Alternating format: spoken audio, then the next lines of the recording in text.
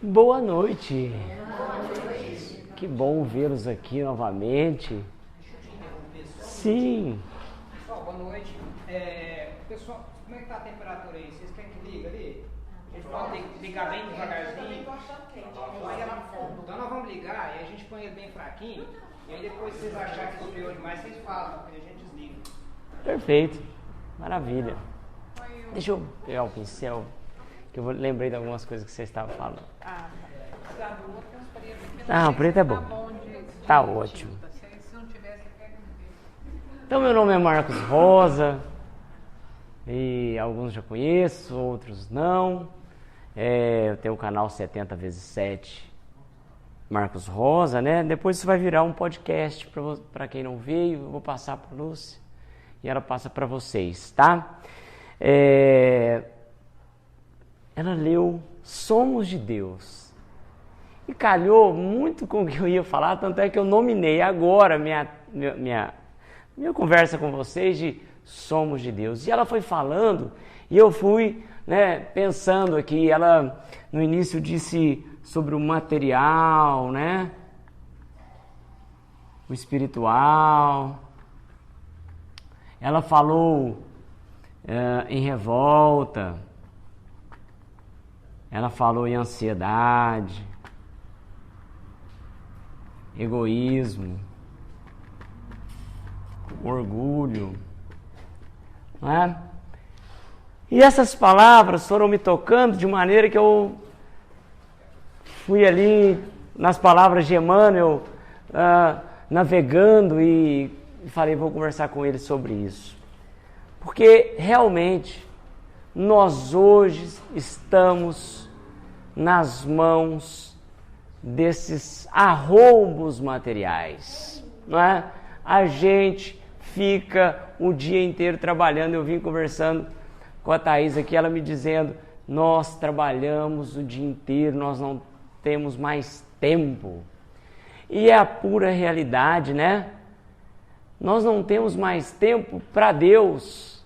Nós ficamos diuturnamente pensando no boleto, na conta, na mensalidade escolar, no plano de saúde, como fazer para pagar, e o nosso dia vai passando. Quando a gente vê, já é sexta-feira, a gente já está pensando no feriado que é terça, que eu vi quando eu cheguei, vocês estavam conversando sobre isso, que segunda talvez emenda, né?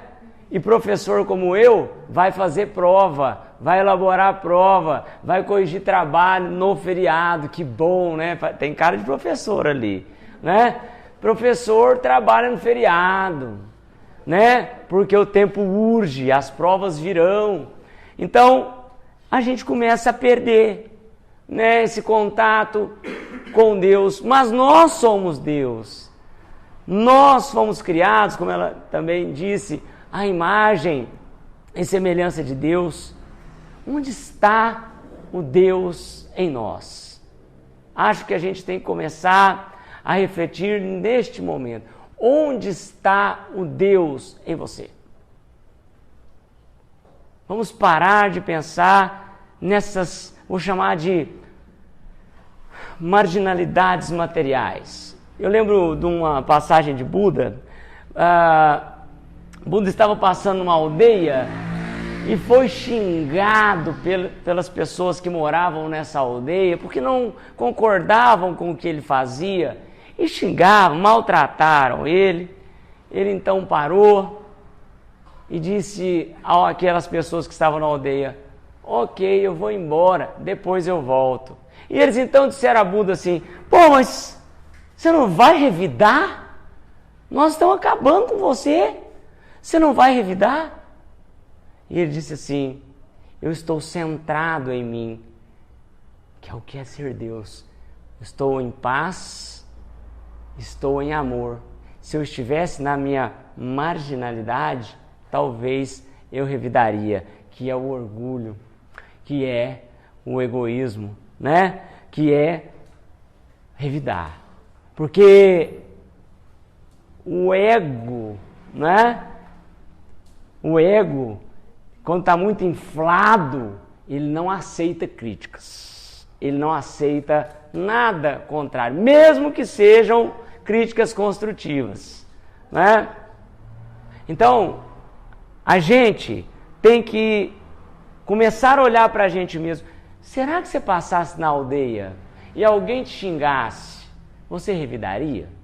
Sei lá, Buda, aldeia. Então vamos no trânsito ali? Alguém te fechou. Você está atrasado, tem o cara andando devagar na esquerda. E você atrasado para chegar. Não tem, né? Aqui o povo dá seta, né? É a outra também. Você está andando aqui certinho, o cara entrou. Você faria como Buda? Diz, olha, tudo bem, eu estou em amor, em paz? Ou você estaria na marginalidade e falaria assim, esse merece ouvir alguma coisa, né? Seu filho de Deus. Aquele dedo apontado, né? Então, até que ponto, né, a gente não tem que ter aí essa reflexão, parar, olhar no espelho e falar assim, onde eu estou errado? Porque a gente, primeiro, tem que reconhecer. A gente tem que reconhecer, se identificar onde estão as suas dores, os seus egoísmos, os seus orgulhos. Realmente no trânsito eu faço isso. Mas não adianta eu chegar aqui, nesses 40 minutos que eu tenho, e falar assim, você não pode fazer. Porque Buda não faz. Porque Jesus não fez. A régua é muito alta, tá? Então, primeira coisa que você tem que fazer, e você já está dando um super passo, é identificar os seus defeitos, os seus vícios no sentido de defeitos. Identificar já é um grande passo, porque muita gente não tem essa capacidade, porque estão tão no alto da sua soberba, do seu orgulho, que elas entendem que elas não são erradas. O errado é o outro. Se ela pisa no pé de alguém, o errado é o cara que está com o pé embaixo do pé dela. Entendeu? E ela acha que o cidadão tem que pedir desculpa por estar com o pé embaixo dela. Então, a gente tem que começar a identificar onde está isso. Cada um, e olha, se nós estamos nesse planeta, é por isso, tá? Ou a gente está aqui para melhorar ou para ajudar o próximo, né? Que aí você estaria num nível muito alto. Tomara que tenha muita gente aqui assim. Eu não, eu me considero naquele cara que está aprendendo. Você fala, mas você dá palestra. Palestrante é o que mais precisa aprender.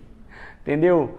Eu devo ter feito muita coisa errada no passado para ter para falar muita gente. Fala para muita gente, meu caro. Porque você... Então, palestrante é o primeiro a aprender. Eu aprendo todo dia aqui. Ela leu, eu falei, vou falar do que ela leu. Né? Porque me serviu. Olha, e basta você ganhar um dinheirinho a mais. Melhorar de cargo no serviço. Tornar-se gerente, supervisor, para você sentir se realmente você é humilde ou não, né? Porque aí você tem poder. E o poder realmente corrompe, né? Então, eu sempre digo, Jesus era o Filho de Deus. É o Filho de Deus.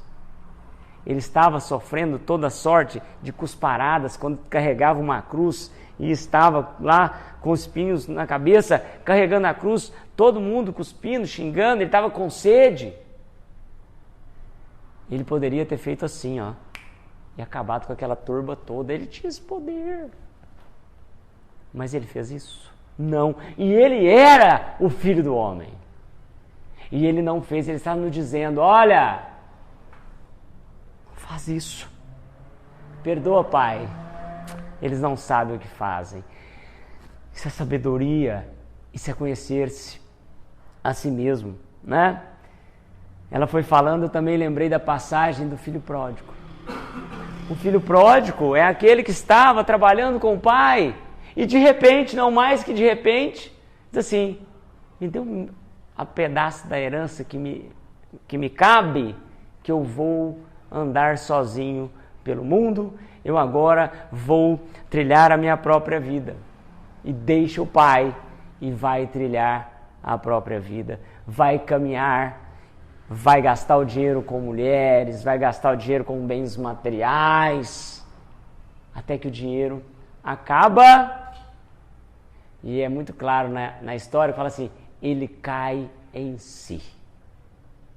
Esse ele cai em si é muito importante. Ele vê que o bem material acaba, é volátil e não traz nada de bom, a não ser decepções. Quantas histórias a gente não vê de gente que tinha dinheiro, de repente quebrou a empresa? O cara era cheio de amigos. Quebrou a empresa, ele foi para a Rua da Amargura, os amigos foram embora. Isso é uma decepção. Você se acha querido, mas quem é querido é o dinheiro. E o filho pródigo, então, cai em si e diz assim, meu Deus, o que eu fiz? Eu estava iludido por esse mundo material, conforme a irmã leu. Então, até que ponto esse mundo material não nos ilude? Eu vou arrumar mais um emprego. Eu já trabalho o dia todo, mas eu vou arrumar mais um à noite, porque eu quero ter o iPhone 14. Eu já tenho um telefone, mas é o 14 que eu quero. Por quê? Porque, né?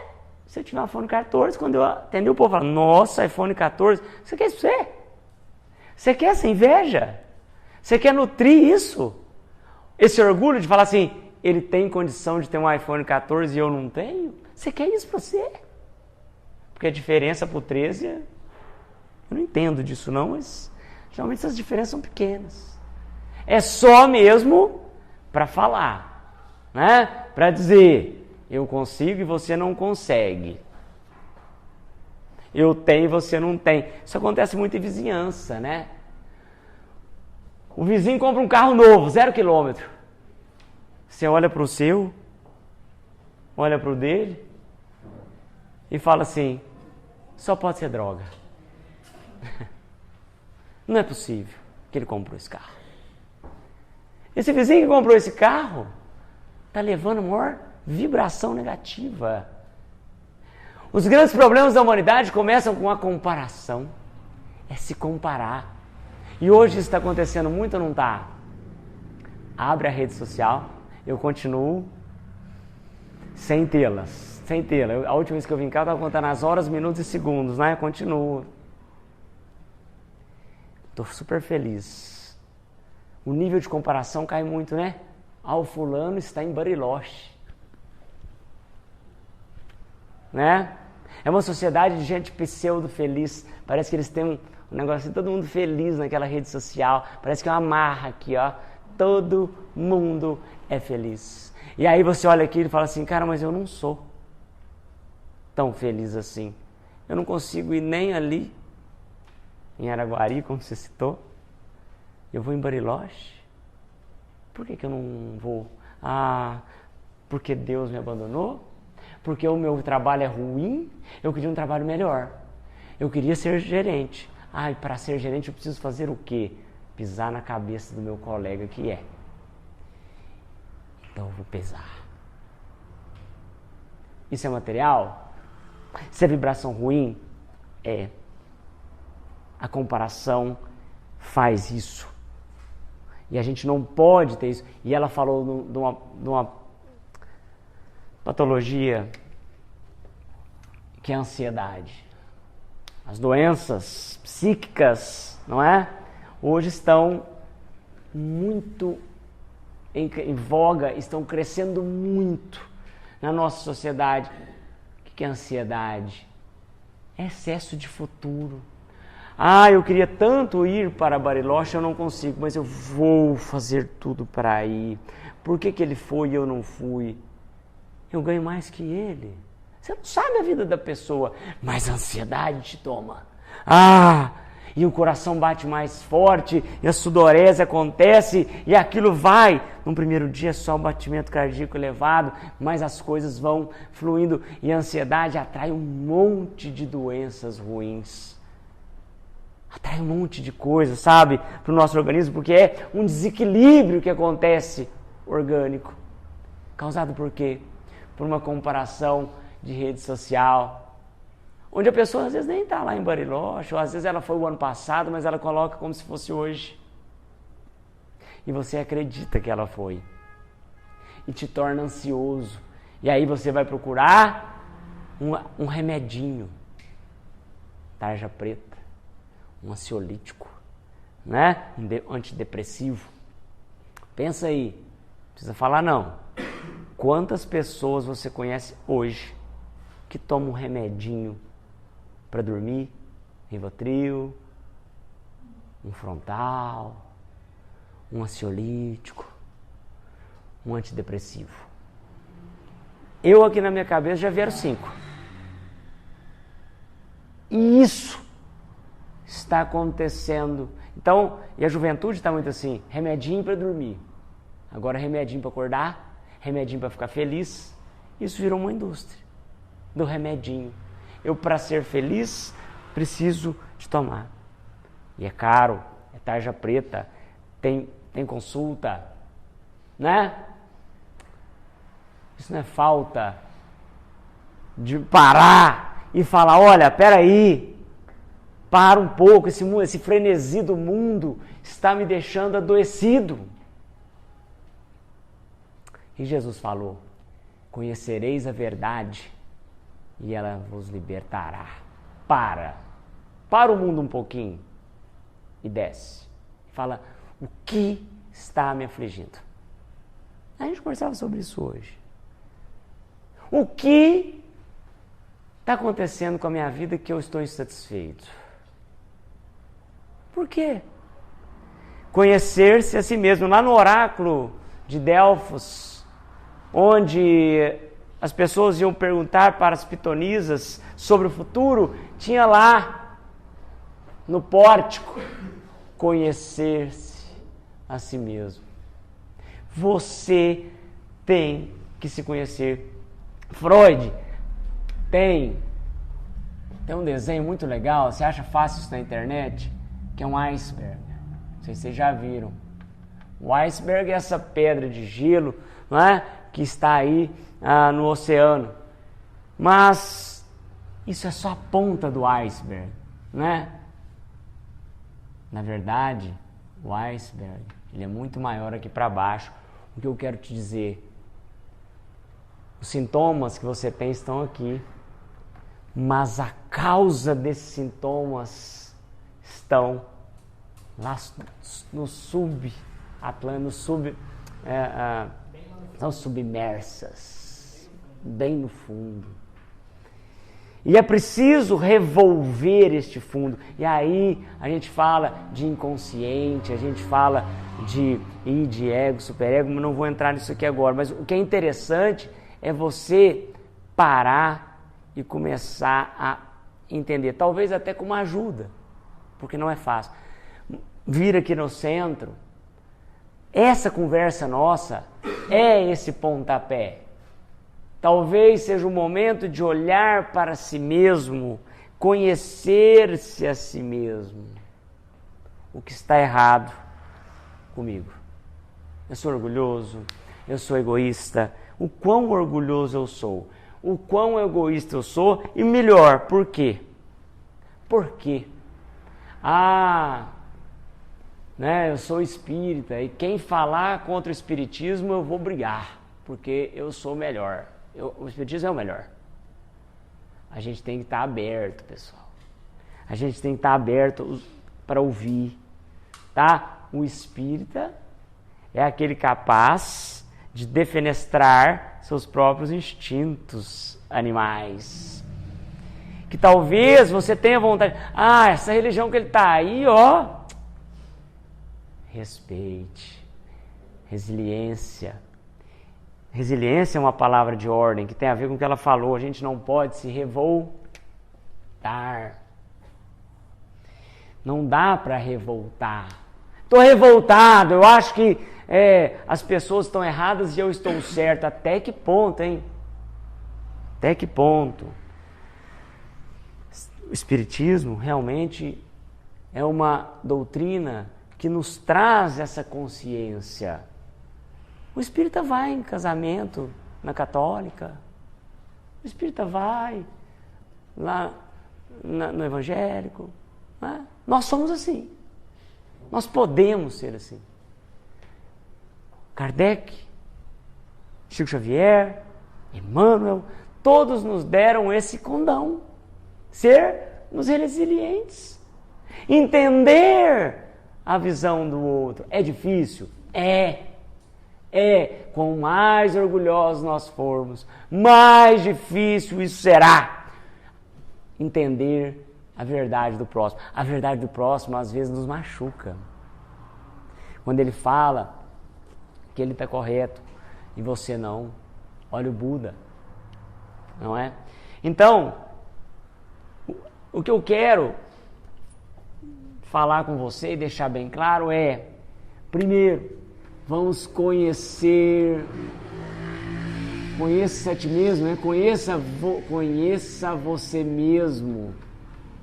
Ninguém faz isso por você, a não ser você mesmo. Ah, mas eu vou no psicólogo. O psicólogo te dá a ferramenta para você se conhecer. É você que olha para dentro, é você que decide que é o momento de mudança. Se até agora você não tinha descoberto isso, agora você vai olhar no espelho, vai identificar os seus problemas e vai aceitar.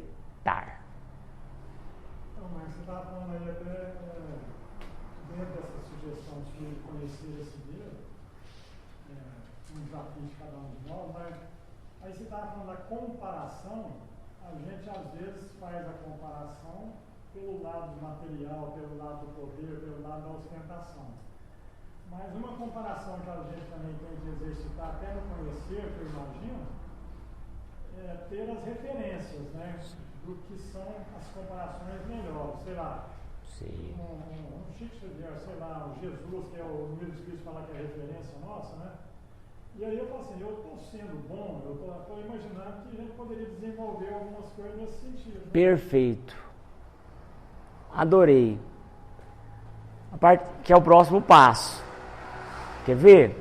Então, primeiro passo, identificar em mim os meus vícios, as minhas dificuldades. Segundo passo, aceitar. Porque eu estaria sendo muito raso aqui se eu falasse assim, gente, muda aí. Você identifica, você aceita e você muda. Identifique, aceite. Aceitar que realmente em alguns momentos você é orgulhoso, que você acha que é melhor que o outro. Isso é um passo muito importante. Você fala, realmente eu sou assim. Esse passo de sedimentação do seu equívoco é importante porque você está sendo humilde. Quando você fala, rapaz, eu realmente não aceito ninguém que dá palestra melhor que eu. Você é humilde. Tem melhores do que eu. Humilde. Realmente eu errei quando eu falei, realmente eu aceito. Aí, a partir desse momento de reconstrução, e tem até, né, que é a reforma íntima que se fala, mas que é algo difícil. Difícil. A régua é alta. Olha os nomes que você citou. Jesus, Chico Xavier, Emmanuel. Gente, a régua é muito alta. Quando eu digo a régua é muito alta, é o seguinte, cara, são pessoas que estão fora da curva. Para o nosso, vou falar de mim, para a minha realidade, às vezes eu tento, né? Me deram um tapa no rosto, eu vou dar o outro. Vamos trazer para a real. Uma briga conjugal, numa relação de divórcio, né? Você vai, a pessoa vai falar, você não sei o que, Jesus fala, dá outra agora. Ou você vai falar assim, eu não. Pera aí, se você falou isso aqui, então, opa, é alto, a régua é alta. Deveria fazer. Mas vamos na régua. A gente tem que conversar, nós somos amigos aqui. É difícil pra caramba. Ciúme, então. Ciúme, que é algo mais material do que isso. Ciúme é meu, é minha, ela é minha, né? Ninguém é de ninguém. Viram o filme, né? Leram o livro muito antes, né? Ninguém é de ninguém. Ciúme, quanto mais ciúme você tiver, quanto mais você aprisionar, mais a pessoa escapa por entre seus dedos. Nem o nosso corpo nos pertence. Perfeito, amigo. Nem nosso corpo nos pertence, quanto mais o de outrem. Com cultura diferente, com criação diferente. Se você já teve ciúme alguma vez na sua vida, você há de... começa a se conhecer aí. Se você já teve ciúme alguma vez na sua vida, você vê que a prisão é muito mais sua. Porque a pessoa saiu ali e você liga. Onde você está? Hoje então faz chamada de vídeo que eu quero ver onde você está. Porque na época antiga era onde você está? Liga de um fixo. Localização. Na época nossa, né, Glenner? Era o seguinte, quando tinha celular, você falava assim, liga do fixo, porque eu quero ver no Bina se você está na sua casa mesmo. Quanto tempo você demorou? Peraí, daqui na sua casa 15 minutos você... Quero ver se em 15 minutos você está lá mesmo. Cara, uma prisão para você. Você não consegue fazer nada. Hoje eu vou sair, eu não posso levar a pessoa comigo. Onde que ela vai estar? Cara, você vive num mundo terrível. Você começa a ver a pessoa nos lugares. Isso é muito material, mas acontece. Por isso que eu digo, né, Fausto, né? A régua desses caras é muito alta. Agora, que legal, e eu concordo plenamente com você, porque a gente precisa ter uma luz.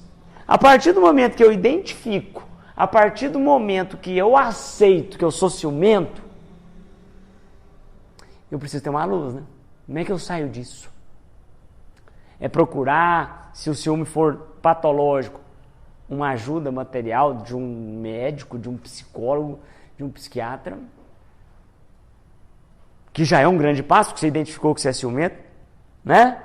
E depois disso, é tentar arrefecer isso, é tentar reduzir isso, bebendo nas fontes elevadas dos exemplos que a gente tem, das leituras espíritas.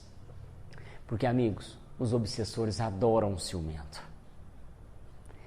Eles falam eloquentemente no ouvido do ciumento. Parece que ele abre um chakra, ele abre uma vibração. E o obsessor fala assim, você está no meio do trabalho, o obsessor fala assim, dá uma ligadinha lá. Vai que ela não está lá. E aí o que acontece? Você liga, o telefone dá fora de área. Pronto, acabou o trabalho do cara. Opa, peraí, fora de área por quê? E aí o obsessor fala, te falei, estou aqui para te ajudar. E as pessoas saem do trabalho desesperadas, vão na casa, às vezes é porque acabou a bateria. Mas tem coisa mais simples que todo mundo fala. Essa é a minha mulher, essa é a minha esposa, apresenta assim. É, meu, olha o pronome possessivo, meu, né? Meu. A gente esquece que Estão com a gente. é meu marido, essa é minha mulher. Verdade. Boa, eu não tinha pensado nisso. É meu, pronome possessivo. Está comigo e mais ninguém, não é? Agora, se eu sou bom ou ruim, isso é outra história. Exato. Outro patamar, né? Exatamente. Então, amigos, eu procuro trazer a nossa conversa para o nosso dia a dia. Para que a gente possa exercitar isso no nosso dia a dia, desde quando a gente acorda até a hora que a gente vai dormir. Quem aqui, quando vai dormir, pede para a espiritualidade para poder prestar um trabalho lá? Você já fez isso? Um trabalho. Fala, eu quero trabalhar no mundo espiritual essa noite. Se você faz isso... Gente, eu não faço sempre não, porque é dolorido. Se tiver uma condição. Mas, gente, se você fizer isso, tá? Você vai trabalhar. Você vai trabalhar. Alguns não lembrarão, mas você vai acordar um pouco mais cansado. Porque você vai prestar auxílio. Mas isso não é uma coisa boa? Isso não é algo que transcende o seu egoísmo? Olha, eu vou trabalhar. Geralmente eles nos levam, a mim, fala de mim. Geralmente eles me levam em locais que são um pouco de uma vibração mais umbralina ali, então eu acordo cansado, tá? Lembro disso em sonhos, né? Porque sonho, na verdade, segundo Erich Fromm, lá da psicologia, sonho são cartas escritas para você, que você tem que abrir para entendê-las. Quando você sonha, é uma cartinha fechada. Vou te contar uma coisa, faz um negócio na sua vida. Compra um caderninho e põe do seu lado. Ou, quem gosta da rede digitar, sonhou, acordou no meio da noite, escreve. Acordou de manhã e lembrou do sonho? Escreve. Eu tenho conhecidos que têm cadernos. Porque a gente esquece. Já viu? Você acordou hoje, de manhã você lembra. 9 da manhã você já está assim, já foi. E você perdeu aquela carta que foi dada para você. E se a gente não lembra noite nenhuma, é porque não é para saber? Não é para saber. É melhor não saber. É melhor não saber. Não lhe foi dada autorização. Talvez é uma coisa muito boa. Eu fico com medo de ficar pensando, o que eu fiz que eu não posso falar? Que foi? Ou então, revelações muito importantes que você não pode desvelar neste momento. O que eu fiz? O sentimento, às vezes... É uma boa pergunta. Uma boa pergunta. Quanto mais você vai escrevendo, gente, mais essas cartinhas vão vindo, tá? Você vai abrir essa possibilidade. Se uma pessoa que dessa sala fizer isso, depois me conta, que seja uma, Dr. Glenner, anota. E me conta na próxima encontro que a gente tiver. Você vai ver que você conta numa riqueza de detalhes e depois você fica pensando nisso o dia inteiro. E tem tanta coisa que lhe é contada ali que você acha que é uma coisa e é outra. Nós espíritas somos cutucados durante o sono. Escreve. Aqui, quando você escreve, eu sou assim, quando eu escrevo eu fixo. E eu fixo, e aí eu estou no meu dia a dia, eu falo, cara, olha lá, é o que eu escrevi. Está acontecendo ali. Muito legal. O plano espiritual está aí, né, imbuído em te ajudar. Então, desde quando acorda até quando dorme, tá? Faça esse trabalho de auxílio ao próximo. E eu quero te contar um mito para encerrar. É um mito que não é espírita, é um mito de um centauro. O centauro, ele é metade homem, metade animal. Tá? Esse centauro era um deus. O centauro, metade homem, metade animal, ele está dizendo exatamente, você tem uma parte animal e você tem uma parte humana. É o nosso id, o animal, id é o primitivo, né? Eu quero iPhone 14. É o menino birrento, eu quero. Menino novinho é muito id, muito primitivo, eu quero mamar, eu quero comer, eu quero, se não me der eu choro. É muito primitivo. Eu quero iPhone 14. Mas eu não tenho condição. O animal, o iPhone 14 está ali, é meu, ninguém viu.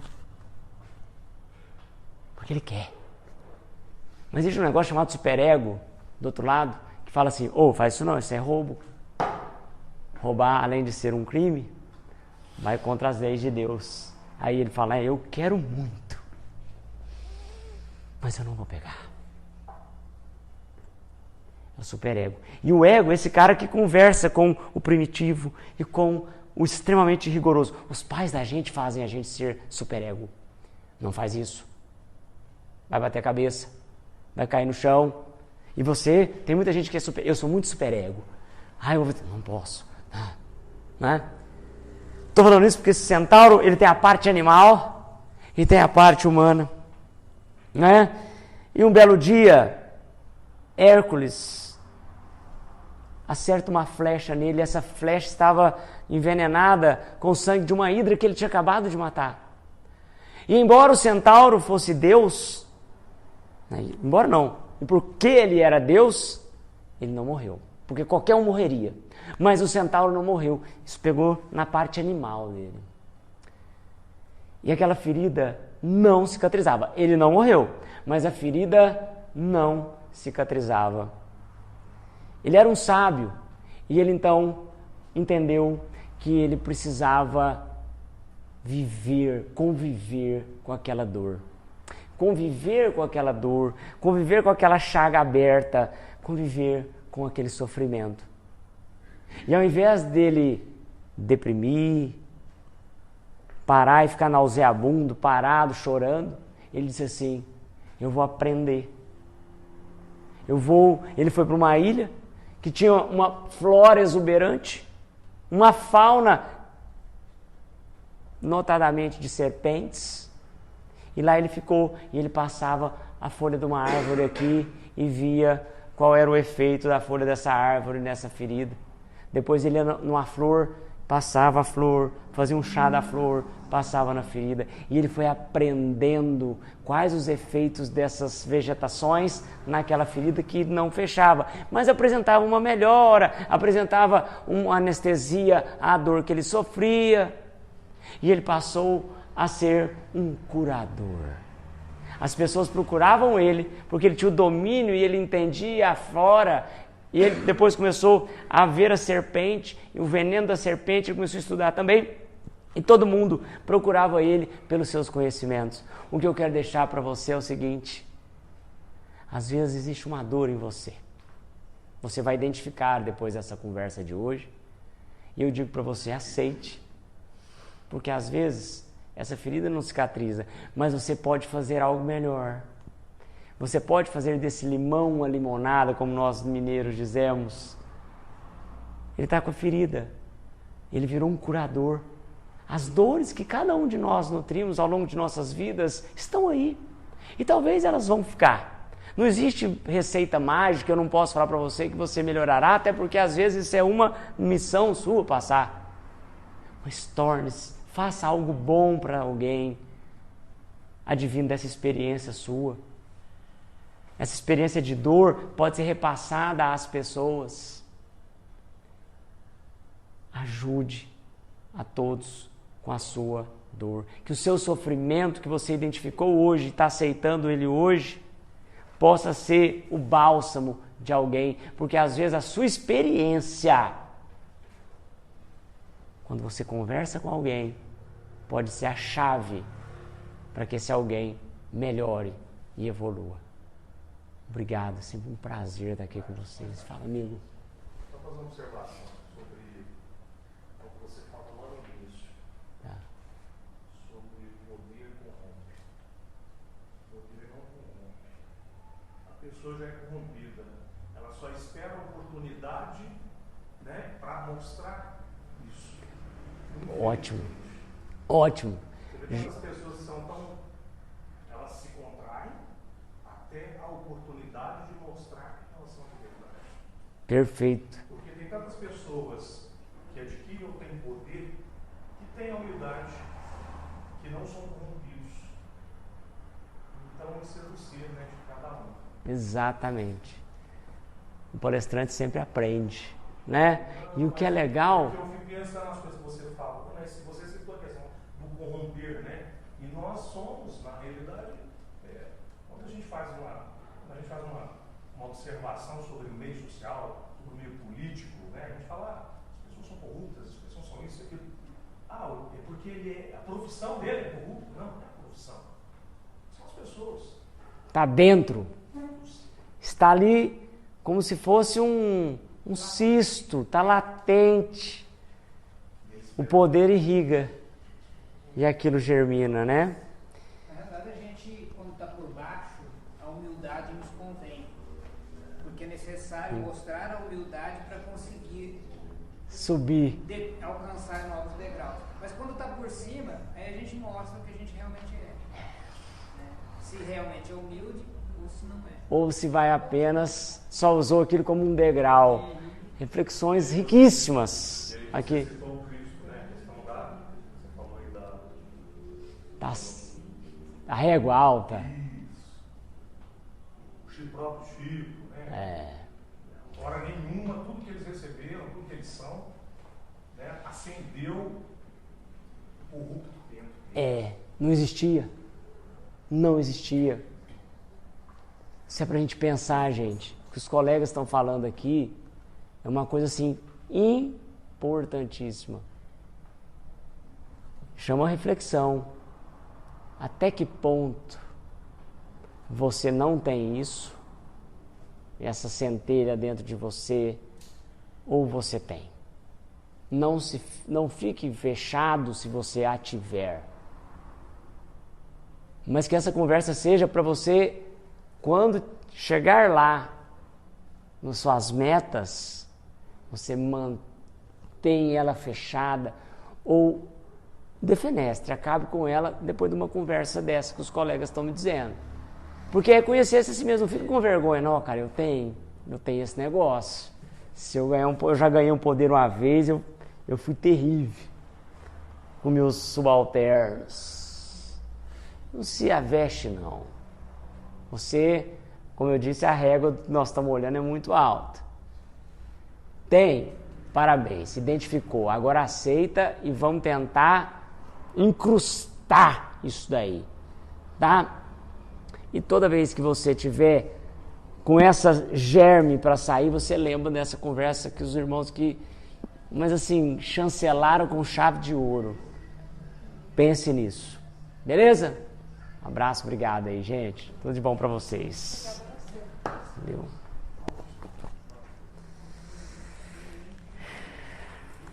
A gente agradece